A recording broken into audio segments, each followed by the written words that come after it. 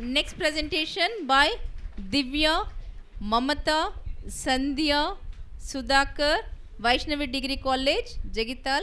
The topic is financial frauds, causes, consequences and prevention, a case study of Lehman Brothers.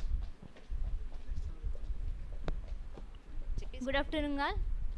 Lehman Brothers was in the business of investment banking, equity and fixed income sales to a trading as research, investment, management, providing equity and providing banking. It had entered the investment banking field in 1889 and subsidiary devices into other services. Investment banking in United States had undergone and metamorphic changes since it inserted the scheme of fraud employed of Lehman Brothers resembled that of Lehman Brothers. Lehman Brothers had used property transferred to both its revenge whereas Lehman Brothers upset repo 105 regulatory changes. Sarbanes-Oxley Act was instituted of 2002 in USA. SEBI 49 corporate governance rules were issued in India. Thank you. Thank you. Next also from the same college, same topic, but it is a case study of Enron. It is Manisha, Mamata, Jyoti, Sudhakar, Vaishnavi Degree College, Jagital. The topic is financial frauds, causes, consequences and prevention. But the case study would be different. It is case study of Enron. Fraud. Enron exploited two revenue recognition account rules. It issued mark-to-market accounting for energy contracts. It adopted aggressive accounting for recognition revenue in case of Enron online trading platform. Enron has created many special purpose entities to transfer all risky assets arising out of speculating transactions. Special purpose entity is a shell company created by sponsors and founded by independent equity investors and debt financiers.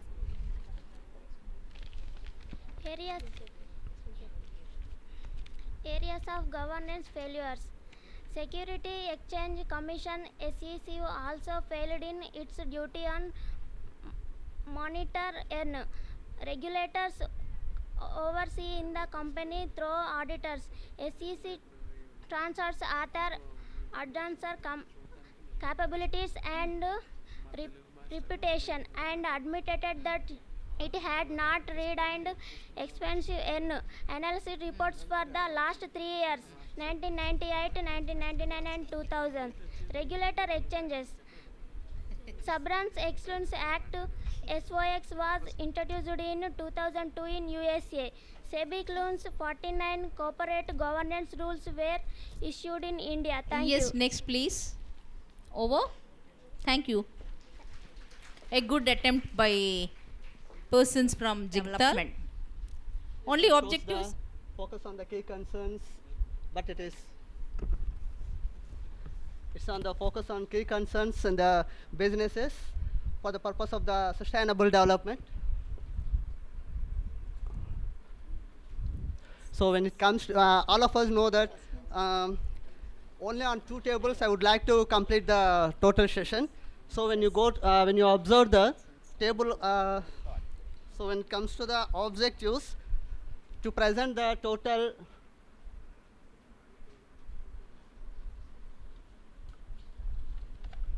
Yes.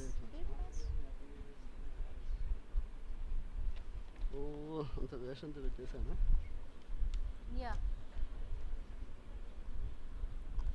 Go back. You have the fine. objectives. Yes, no problem. With regarding to the objectives, only 4 objectives. Mine, the first one, it is to present the worldwide scenario. The second one is India. Then it is going to analyze the what is the changes or the fluctuations in the non-performing assets of the banking.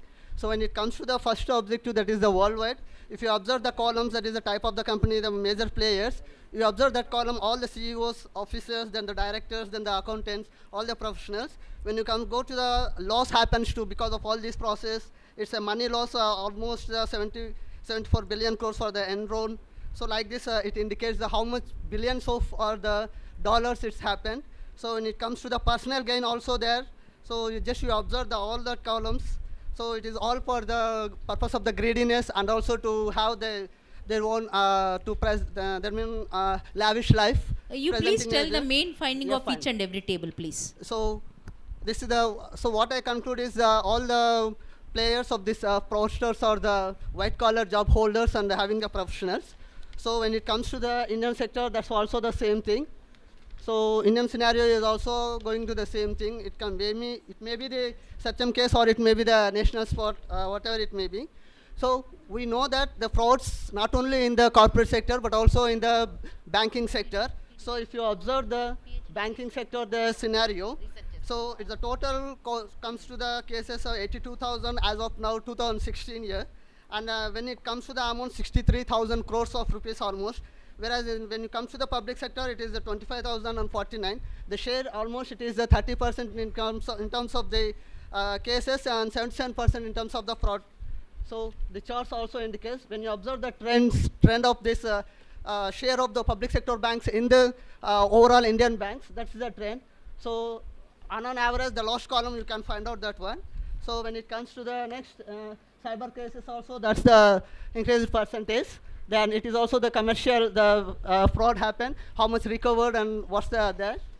Then when it comes to the credit flow, because we know that both industrial sector as well as the banking sector or the Conclude, please. Yeah, Please, fine. your conclusion.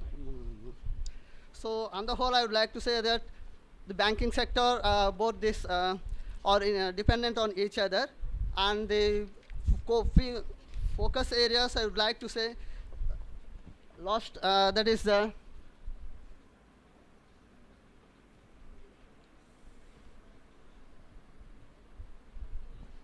You conclude and then Yeah, later fine. thank you. So that may be all the focus areas I would like to specify based on all the things. So untrue, fair presentations, then diluting the professionalism, then ethics, so all these things. What I conclude is here, so if the frauds continue like this, it's not possible to get a sustainable economic growth and also the development, because these two are the interrelated in the total financial system. So we should not go like that, and it is the right time to get the right growth at the right time. And one more thing, it is righteousness which exalts the nation of our country. So thank you. Thank you. Thank you. Priyanka, College of Commerce and Business Management. Topic is financial statement fraud, detection and prevention. Only tell the objectives and findings. Good afternoon, all of you. Introduction. Satyam Computer Services Limited was incorporated in the year of 1987 as a private limited company. It is Priyanka, College of Commerce and Business Management. The topic is financial statement fraud, detection and prevention.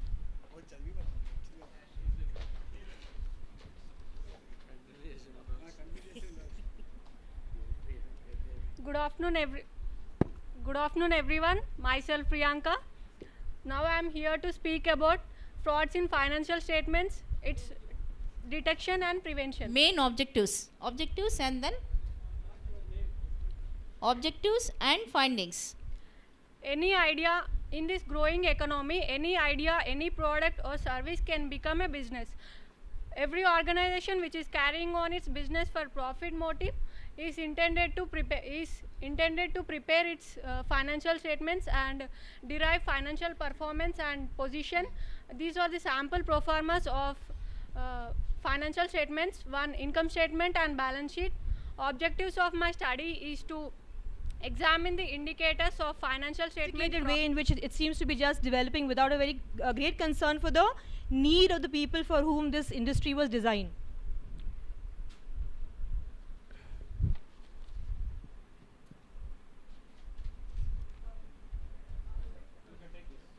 CARE, MFIN. So I've culled through a lot of reports trying to understand two questions that what have been the fraudulent practices that were reported in the microfinance industry in the phase that is called the AP event phase, when a lot of fraud was reported. And so now in 2016, what has been the change? What are the risk concerns that still linger behind this particular industry? So basically the industry has gone through a lot of consolidation. These were the fraudulent practices prevalent at between 2005 to 2010, when the AP government clamped down heavily, especially on SKS Finance after its IPO. So we also find that basically, one slide back. So this is the current scenario. Basically, after the shake-up, NABARD and RBI both stepped forward and put in some very good practices in place. So we have, can you go back? One more. So that slide. So we have fraud reporting mechanisms now, and there is actually a central fraud monitoring cell at Bangalore, where all these microfinance agencies are supposed to report regularly to NABARD. And then 90% of whatever loans are being given by microfinance should be qualifying assets. They should not exceed 25,000 of the amount outstanding for these poor people. And 75% of these funds should be for income generation and not just for consumption. Finally, a lot of support coming in from RBI regarding interest rates. There's also a code of conduct. So there's a lot of professional practices now in the industry. There's a lot of deepening of financial services. So now we have Pradhan Mantri Jan Dhan Yojana. We also have Mudra. So we have funds for entrepreneurship as well. Besides that, if we look at the industry closer, next slide. If we really look at the industry closer, we have this movement away from these NGOs onto professional bodies. And these professional bodies are completely pretty much into money making. And we have the SHG bank model taking a backseat. We have MFIs coming in. And these are huge universal bankers who have just happily stepped into the space because they see a money minting opportunity out here, which is not fair, because the movement was started in 1970s by SEVA, which was a women's organization. So it has done pretty well for itself without this kind of undue force to become this modern unit of generating some kind of goodness, which already existed before. Then if you look closely, most of these MFIs have opened their centers in urban areas, not in rural areas. The purpose was to serve the poor. Your main finding and suggestion. Sure. So basically what has happened is that there's a lot of loans, next slide, loans being given but not loans being given for education or medicine. Loans are only going for consumption. And if I can now just rush forward the last part. So there are some, next. So there are some concerns about this industry. One good thing about the industry is that it has kept its portfolio at risk very low, 1%, which is hats off to them compared to the banks, which went overboard to about 5 to 6 to 7%. So hats off to the industry. They kept their risk as far as funds are concerned really low. Liquidity is a problem. We have international PE funds coming in. They're pressurizing these MFIs to earn faster. A lot of off-balance sheet funding happening. Now that Bandhan will become a bank, and when these small Can MFIs we come to the conclusion, please? Yeah, when these small financing banks will also come in, there's a question of moral hazard. So I have about a few points to make. Last slide, please. Last questions, few questions, previous one. That is microfinance a ladder out of poverty, or it has just become a safety net to keep your consumption going? Is there a mission drift? Are people shifting from serving the poor to just serving the purpose of earning some kind of quick money? Is this primarily these new sources of funds which are coming from debt and from private equity? Is it necessary? And do we need to now move the conversation from financial inclusion towards financial literacy? They don't even know the kinds of loans they're taking. They don't know that they have to be paid back. And I would just like to point out, for the entire day, there are frauds or fraudulent practices, but these are either errors of commission or errors of omission. So it's great to see SEBI do the kind of work that it does, but why are we so reactive? Why can't we be proactive? When you have a healthy industry in place, why tinker with it? Why should fraud happen? And then why should we go back and learn our lessons? So why not protect good work already being done in India?